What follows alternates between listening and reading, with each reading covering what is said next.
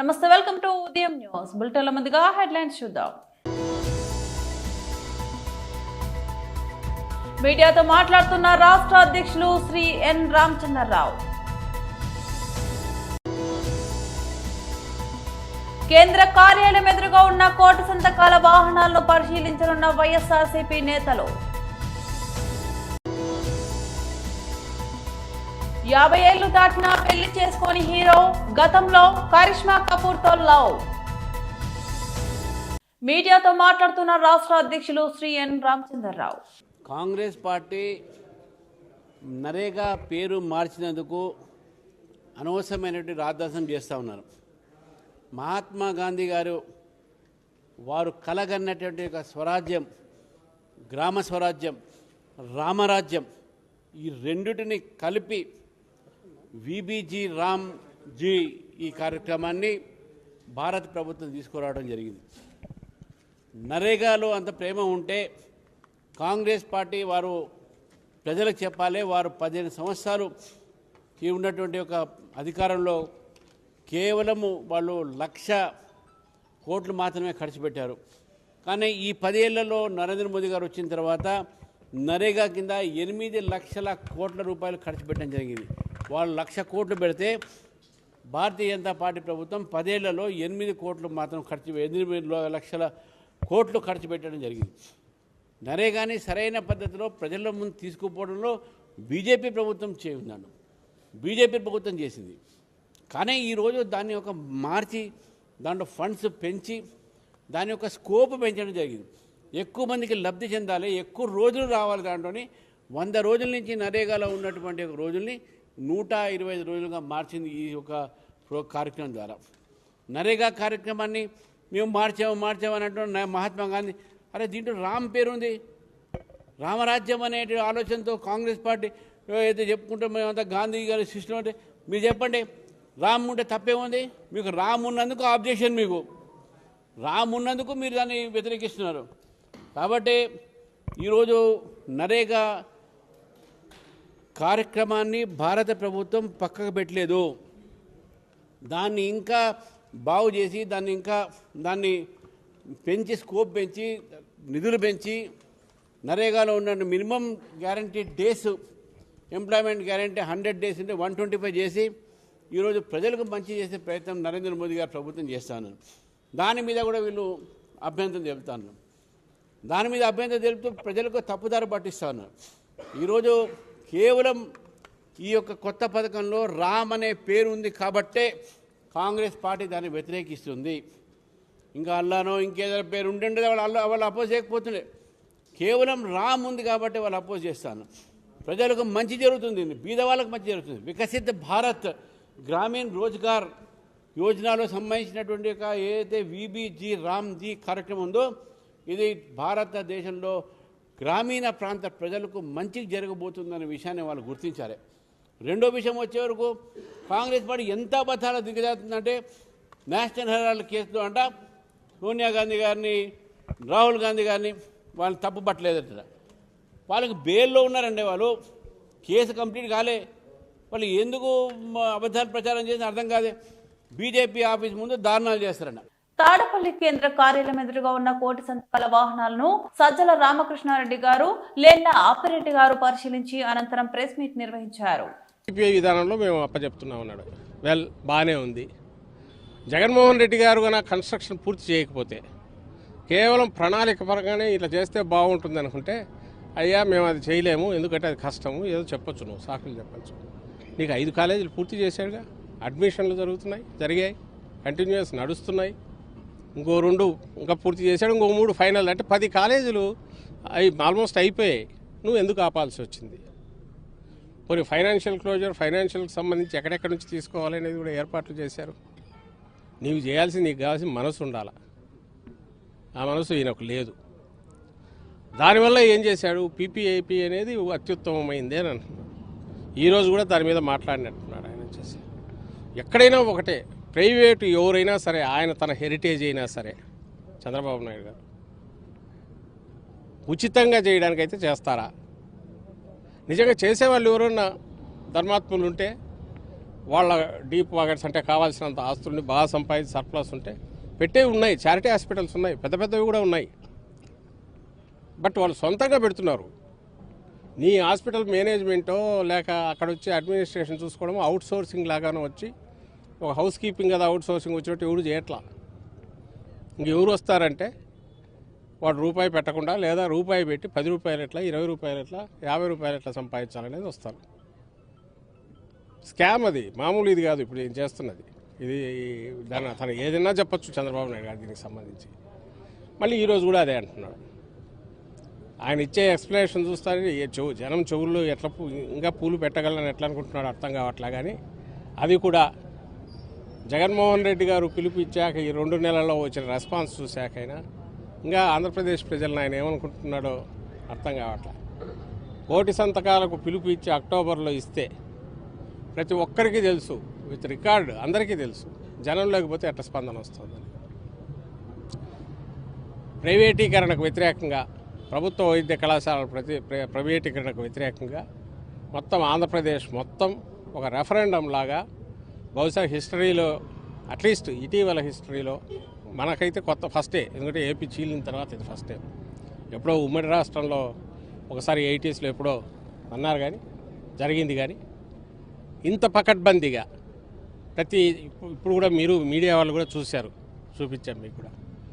ప్రతి చోట జనంలోకి వెళ్ళి అయ్యా మీరు ఎవరెవరైతే దీన్ని వ్యతిరేకిస్తారో సంతకాలు చేయండి అంటే మేము చేస్తామని ముందుకు వచ్చి చేశారు ప్రజలు, అన్ని వర్గాల ప్రజలు. దాంట్లో అందరూ ఉన్నారు, ఏమంతా పేదలే కాదు, మధ్యతరగతి వాళ్ళు ఉన్నారు, సమాజ శ్రేయస్సు కోరుకునే వాళ్ళు ఉన్నారు, సమసమాజం కావాలనుకునే వాళ్ళు ఉన్నారు. ఈ ఇన్ఈక్వాలిటీస్ తగ్గితే చాలు, వైద్యం ఇంత కాస్ట్లీ తట్టుకోలేమనేది ఉన్నారు. బాలీవుడ్ లో అందం, ఫిట్నెస్ కు ఎంత ప్రాధాన్యత ఉంటుందో ప్రత్యేకంగా చెప్పనక్కర్లేదు. కానీ దివంగత నటుడు వినోద్ ఖన్నా కుమారుడైన అక్షయ్ ఖన్నా మాత్రం ఇందుకు భిన్నం. 19 ఏళ్లకే బట్టతల సమస్యతో బాధపడిన తన నటననే నమ్ముకొని పరిశ్రమలో నిలదొక్కున్నారు. తాజాగా చావా, దురంధర్ చిత్రాలతో ఆయన మరోసారి వార్తల్లో నిలిచారు. కెరీర్ ప్రారంభంలోనే అక్షయ్ ఖన్నా తీవ్రమైన జుట్టు రాలే సమస్యను ఎదుర్కొన్నారు. 19 ఏళ్లకే తలపై జుట్టు పలచబడడంతో సినిమా అవకాశాలు వస్తాయో రావో అని తీవ్రంగా ఆందోళన చెందారు. ఆ సమయంలో లుక్ అంటే టాలెంట్ తోనే నెగ్గుకు రావాలని నిర్ణయించుకున్నారు. తండ్రి వినోద్ ఖన్నా నటించిన హిమాలయ పుత్ర చిత్రంతో అక్షయ్ బాలీవుడ్ లోకి అడుగుపెట్టారు. అయితే ఈ సినిమా ఆశించిన విజయం సాధించలేదు. ఆ తర్వాత వచ్చిన బోర్డర్ చిత్రం ఆయన కెరీర్ కు గట్టి పునాది వేసింది. ఈ సినిమా తర్వాత అక్షయ్ వెన్నుదిరిగి చూసుకోలేదు. క్యారెక్టర్ ఆర్టిస్ట్ గా, విలన్ గా విభిన్న పాత్రలు పోషిస్తూ తనకంటూ ఓ ప్రత్యేక గుర్తింపు తెచ్చుకున్నారు. దిల్ చాహ్తా హై, హమ్రాజ్, రేస్, దృశ్యం 2 వంటి చిత్రాలు మంచి పేరు తెచ్చిపెట్టాయి. సుమారు 3 ఏళ్ల విరామం తర్వాత చావాలో ఔరంగజేబు పాత్రలో అద్భుతంగా నటించి ప్రశంసలు అందుకున్నారు. తాజాగా దురంధర్ చిత్రంతో అతడి పేరు మరోసారి ఘనంగా వినిపించింది. ఇక వ్యక్తిగత జీవితానికి వస్తే అక్షయ్ ఖన్నా లైమ్ లైట్ కు, పార్టీలకు దూరంగా ఉంటారు. 50 ఏళ్లు వచ్చినా ఆయన ఇంకా పెళ్లి చేసుకోలేదు. గతంలో నటి కరిష్మా కపూర్ తో ప్రేమలో ఉన్నప్పటికీ అది పెళ్లి వరకు వెళ్లలేదు. 28 ఏళ్ల తన సినీ ప్రస్థానంలో అక్షయ్ సుమారు 167 కోట్ల ఆస్తిని కూడబెట్టినట్లు అంచనా. మహాత్మా గాంధీ ఉపాధి హామీ పథకం పేరు మార్చుతూ మోదీ ప్రభుత్వం పార్లమెంట్ లో బిల్లు పెట్టడాన్ని వ్యతిరేకిస్తూ పెద్దపల్లి జిల్లా గోదావరి కనిలో కాంగ్రెస్ శ్రేణులు నిరసన చేపట్టారు. ఈ మేరకు ఎన్ఎస్యుఐ అధ్యక్షులు దాసరి విజయ్ ఆధ్వర్యంలో కాంగ్రెస్ పార్టీ, ఎన్ఎస్యుఐ నాయకులు నల్ల బ్యాడ్జీలు ధరించి ప్రధాన చౌరస్తాలోని గాంధీ విగ్రహం ముందు బైఠాయించి దేశ్ కో బచావో, మోడీకి హటావో 100 రోజుల జాతీయ ఉపాధి హామీ పథకం పేరు మార్చే బిల్లును కేంద్ర ప్రభుత్వం విరమించుకోవాలంటూ నినాదించారు. ఈ సందర్భంగా కాంగ్రెస్ పార్టీ నాయకులు మహంకాళి స్వామి, దాసరి విజయ్ మాట్లాడారు.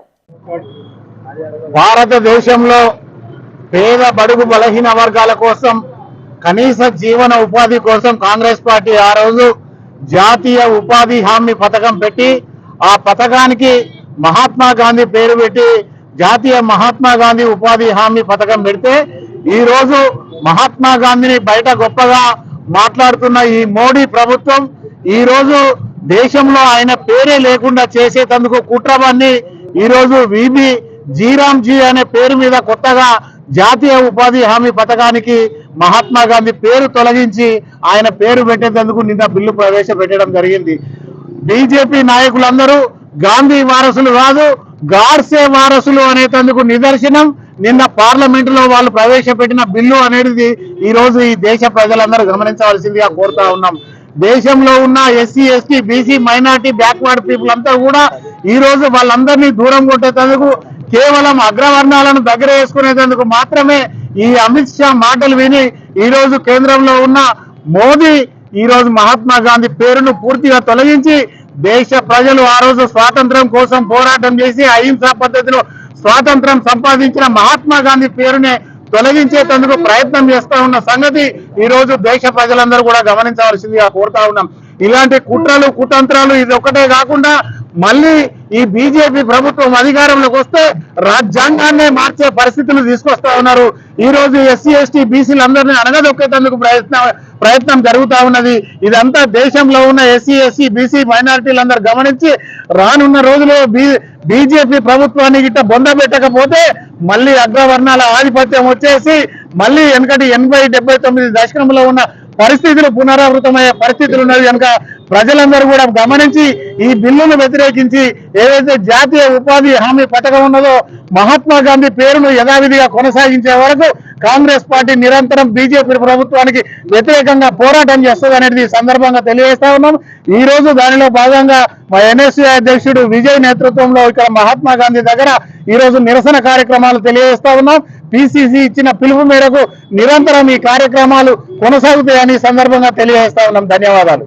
హైదరాబాద్ ఇందిరా పార్క్ ధర్నా చౌక్ వద్ద అమీన్పూర్ ప్లాట్ ఓనర్స్ అసోసియేషన్ ఆధ్వర్యంలో పలువురు బాధితులు ఆందోళనకు దిగారు. తాము 1985లో చట్టబద్ధంగా కొనుగోలు చేసిన భూములపై ఇప్పుడు అమీన్పూర్ పెద్ద చెరువు విస్తరించిందని అధికారులు చెబుతూ తమను ఇబ్బందులకు గురి చేస్తున్నారని బాధితులు ఆవేదన వ్యక్తం చేశారు.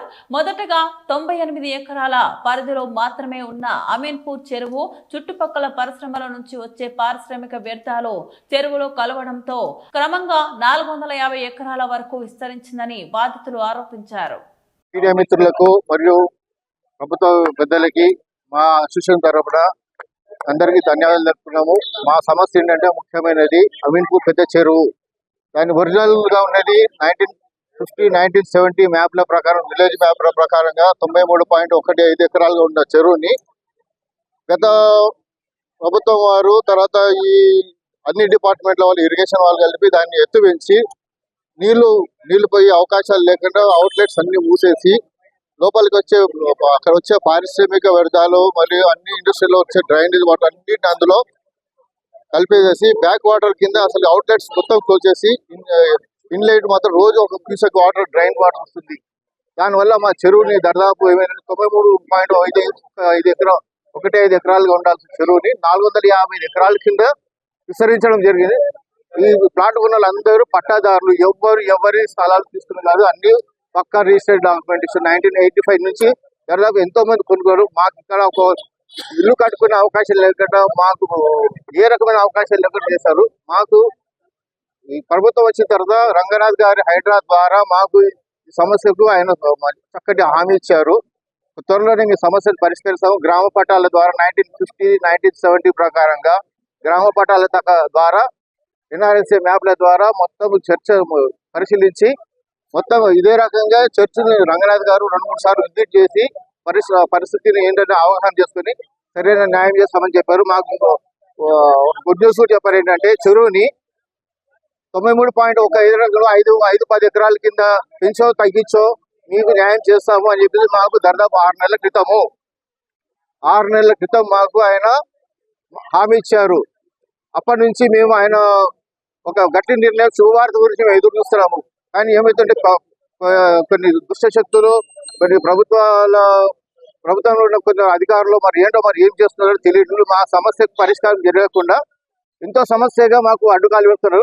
మాలో చాలా మంది సీనియర్ సిటిజన్, మా పిల్లలకు 30 సంవత్సరాల నుంచి ఉన్న మా సమస్యకి పరిష్కారం లేక మా పిల్లలకి ఏమి ఇస్తున్నాము ఏం చేస్తున్నాము తెలియని గందరగోళ పరిస్థితుల్లో మా తర్వాత మేము దాన్ని పట్టించుకున్న నాదులు ఎక్కడ పోయారు. దయచేసి మాకు ఒకటే సీఎం ఆఫీస్ లో మా ఫైల్ రంగనాథ్ గారు అన్ని కోణాల్లో పరిశీలించి అక్కడ ఇచ్చారు కాబట్టి మాకు త్వరలో మాకు న్యాయం చేయాలి. చెరువులో ఉన్న వ్యర్థ పదార్థాలతో నిండిన డ్రైన్ వాటర్ అవుట్లెట్ ద్వారా బయటకు పంపించేసి చెరువుని మీరు 93.15 ఎకరాలుగా కట్టడి చేసి అక్కడ ఇంకోటి పర్యావరణానికి కూడా ఎంతో అనవసరమైన సమస్యలు ఎదుర్కొంటున్నారు. వాళ్ళందరికీ కూడా న్యాయం చేయాలి. దయచేసి మేము రిక్వెస్ట్ చేస్తున్నాము ప్రభుత్వ ద్వారా సీఎం గారు మీరు మా ముందు దయచేసి మా ఈ సమస్యకు ఖచ్చితమైన నిర్ణయం ప్రకటించండి. లేదు మా 3,000 ప్రత్యక్షంగా 3,000 మంది ప్లాట్ ఓనర్స్ పరోక్షంగా 5,000 మంది సఫర్ అవుతున్నారు. దాదాపు మా యొక్క జీవితంలో ఒక తరము మేము ఎంతో నష్టపోయాము. ఇకనైనా మీరు దయచేసి మా సమస్యను పరిష్కరించండి.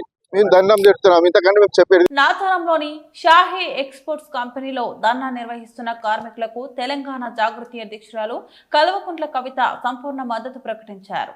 బంజారా హిల్స్ లోని తెలంగాణ జాగృతి కార్యాలయంలో షాహీ ఎక్స్పోర్ట్స్ కార్మికులు కల్వకుంట్ల కవితను కలిసి తమ సమస్యలను వివరించారు. ఈ సందర్భంగా కవిత మాట్లాడుతూ షాహీ ఎక్స్పోర్ట్స్ లో మహిళా కార్మికులు చేస్తున్న ఆందోళన అందరికీ స్ఫూర్తిదాయకమని అన్నారు. ధర్నా వల్ల మహిళలకు ఎన్నో ఇబ్బందులు ఎదురవుతున్నా వారి ధైర్యం, పోరాట స్ఫూర్తికి సెల్యూట్ చేస్తున్నారని తెలిపారు. సమస్య పూర్తిగా పరిష్కారమయ్యే వరకు వెనక్కి తగ్గొద్దని కార్మికులకు సూచించారు. నమస్కారం. ఈరోజు నాచారంలో ఉన్నటువంటి షాహీ ఎక్స్పోర్ట్స్ అండ్ ప్రైవేట్ లిమిటెడ్లో పనిచేస్తున్నటువంటి దాదాపు 2,500 మంది మహిళా కార్మికులు వాళ్ళకి అన్యాయం జరుగుతుందనేసి గత 15 రోజుల నుంచి ధర్నా చేస్తున్నా కూడా దిగిరానటువంటి యాజమాన్యము, దాంతోపాటు అధికారంలో ఉన్నటువంటి కాంగ్రెస్ పార్టీ కూడా వీళ్ళ సమస్యల కోసము ఆలోచన చేయకపోవటము, సమస్యల పరిష్కారం కోసం షాహీ ఎక్స్పోర్ట్ ప్రైవేట్ లిమిటెడ్ నుంచి మహిళా కార్మికులందరూ కూడా ఈరోజు కవితక్క గారిని కలవడానికి వచ్చి వాళ్ళ సమస్యలు విన్నవించుకుంటున్నారు. జై తెలంగాణ. అందరికీ నమస్కారం. షాహీ ఎక్స్పోర్ట్స్లో మహిళలు ఏదైతే ధర్నా చేస్తున్నారో మా అందరికి కూడా స్ఫూర్తిదాయకంగా ఉంది. మీకు ఇబ్బంది అవుతుంది, 15 రోజుల నుంచి మీరు రోడ్ల మీద కూర్చుంటున్నారు, కానీ మిమ్మల్ని చూస్తుంటే మాత్రం తెలంగాణలో ఉన్న మహిళలందరికీ ధైర్యం వచ్చే విధంగానే ఉన్నది. సో ఆ స్పిరిట్కి ముందు సెల్యూట్ చేస్తూ ఉన్నాను. ఆ పోరాట పటిమని, ఆ స్ఫూర్తిని మాత్రం వదిలిపెట్టొద్దని చెప్పి మిమ్మల్ని అందరూ కూడా కోరుతున్నాను. రెండవది, మరి 15 రోజుల నుంచి 2,500 మంది ఆడబిడ్డలు రోడ్డు మీద కూర్చుంటే లేబర్ కమిషనర్ గారు ఎందుకు పట్టించుకుంటలేరు అన్న విషయం నాకు ఇంతవరకు అర్థమవుతలేదు. స్టేట్లో లేబర్ మినిస్టర్ గారు ఉన్నారు, వివేకన్న గారు ఉన్నారు, వారు కొంచెం ఆలోచన చేయాలి, వారు ఒక ప్రోయాక్టివ్ స్టెప్ తీసుకోవాలి. అంటే ఎక్కడ కూడా ప్రభుత్వంలో మంత్రులు స్పందిస్తలేరు అనడానికి షాహీ ఎక్స్పోర్ట్స్ ధర్నానే కరెక్ట్ నిదర్శనం. నేను డిమాండ్ చేస్తూ ఉన్నాను లేబర్ మినిస్టర్ గారిని, అట్లానే లేబర్ కమిషనర్ గారిని డిమాండ్ చేస్తూ ఉన్నాను, ఇష్యూ మీద మీరు మాట్లాడాలని. ఎందుకోసం కొట్లాడుతున్నారు ఈ మహిళలు అంటే ఒకటే మాట, దాదాపుగా 9 సంవత్సరాల పైచిలుకు నుంచి కూడా ఏదైతే జీతానికి జాయిన్ అయినరో ఇవాళ కూడా అదే జీతం వస్తున్న పరిస్థితి ఉన్నది. అంటే ఆ ధరలు ఆకాశాన్ని అంటిపోతున్నా కూడా కనీసం జీతభత్యాలలో మార్పు లేదు, డియర్నెస్ అలవెన్స్ లాంటిది లేదు, ఎటువంటి లేబర్ చట్టాలను కూడా అమలు చేస్తున్నటువంటి సందర్భం లేదు. ఇవన్నీ ఉన్నాయి కాబట్టి న్యాయం ఆడబిడ్డల పక్షాన ఉంది కాబట్టి వాళ్ళు ఇవాళ కొట్లాడుతూ ఉన్నారు. మేము డిమాండ్ చేస్తున్నాము, లేబర్ కమిషనర్ గారు తక్షణం వెళ్ళి చర్యలు తీసుకోవాలి. ఈ 2-3 రోజుల్లో ప్రభుత్వంలో కదలిక రాకపోతే మాత్రం జాగృతి నుండి మేమందరం కూడా వచ్చి మీ దగ్గర కూర్చుంటాం, మీకు మద్దతు ఇస్తాం. మేము రావడమే కాదు, ఇంకా అందరినీ కూడా కూడగడతాం, ప్రభుత్వం మీద ఒత్తిడి తీసుకొస్తాం. అల్టిమేట్గా ఈ మొత్తం ఏవైతే లేబర్ కోడ్ చట్టాల్లో మార్పు వచ్చిందో ఇవన్నీ కూడా మీ దగ్గర ఉన్న సంఖ్యను చూసుకుంటే మీకు న్యాయం జరగాల్సిందే.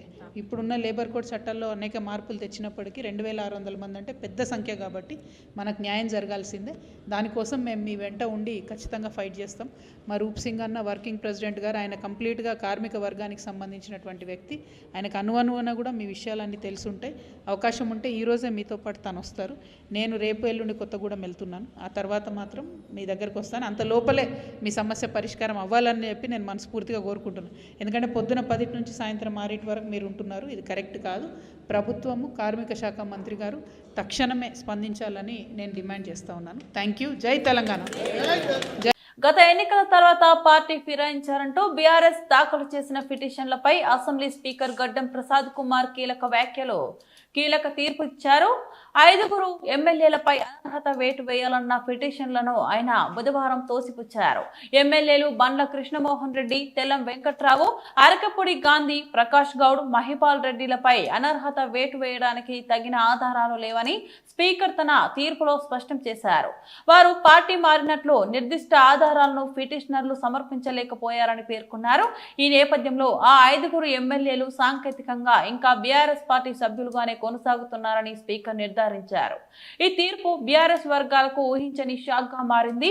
కాగా ఇదే వ్యవహారంలో మరో ఇద్దరు ఎమ్మెల్యేలు దానం నాగేందర్, కడియం శ్రీహరిలపై దాఖలైన అనర్హత పిటిషన్లపై విచారణ ఇంకా పూర్తి కాలేదని, అది కొనసాగుతుందని స్పీకర్ కార్యాలయం తెలిపింది. దానం, కడియం స్పీకర్ నోటీసులపై వివరణ ఇచ్చేందుకు సమయం కోరినట్లు తెలుస్తుంది. వారు సమాధానం ఇచ్చాక త్వరలోనే వాటిపై కూడా నిర్ణయం వెలువడే అవకాశం ఉంది. బులెటిన్ ముగించే ముందు మరోసారి హెడ్లైన్స్ చూద్దాం. మీడియాతో మాట్లాడుతున్న రాష్ట్ర అధ్యక్షులు శ్రీ ఎన్ రామచంద్రరావు. కేంద్ర కార్యాలయం ఎదురుగా ఉన్న కోటి సంతకాల వాహనాలను పరిశీలించనున్న వైఎస్ఆర్సీపీ నేతలు. 50 ఏళ్లు దాటినా పెళ్లి చేసుకోని హీరో, గతంలో కరిష్మా కపూర్ తో లవ్. ఇవి బులెటిన్ అప్డేట్స్. మరో బులెటిన్ లో మళ్ళీ కలుద్దాం. అంతవరకు సెలవు. నమస్తే.